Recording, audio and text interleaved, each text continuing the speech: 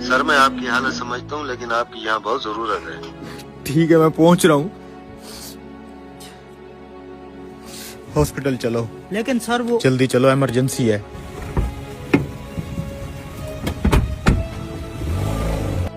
Patient की क्या हालत है? सर बच्चे की हालत बहुत क्रिटिकल है। ऑपरेशन थिएटर रेडी है? जी जी सर, सब कुछ रेडी है।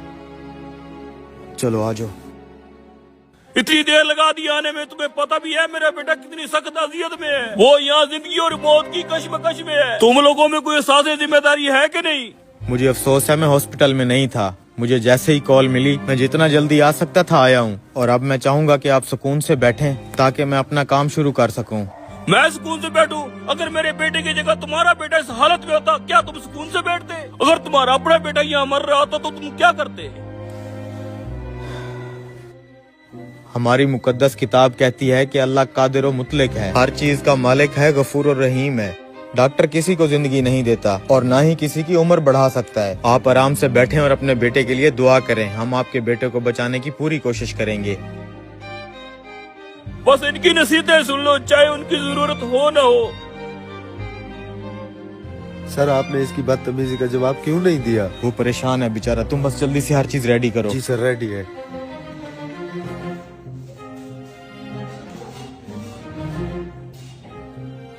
पता नहीं क्या हो रहा होगा मेरे बेटे के साथ। सिर्फ इस डॉक्टर के लेट आने की वजह से अंदर मेरा बेटा तड़प रहा होगा।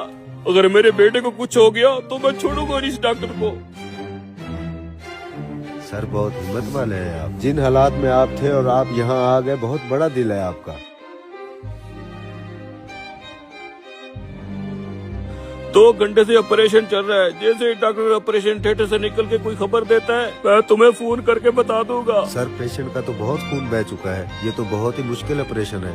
मैं पूरी कोशिश कर रहा हूँ, अल्लाह के हुक्म से ये बिल्कुल ठीक हो जाएगा।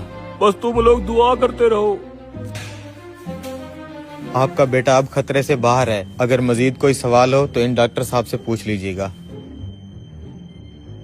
देखो इसे, कितना मगरूर है ये आदमी। एक लम्हे के लिए ही नहीं रुका कि मैं अपने बेटे की हालत के बारे में पूछ लेता।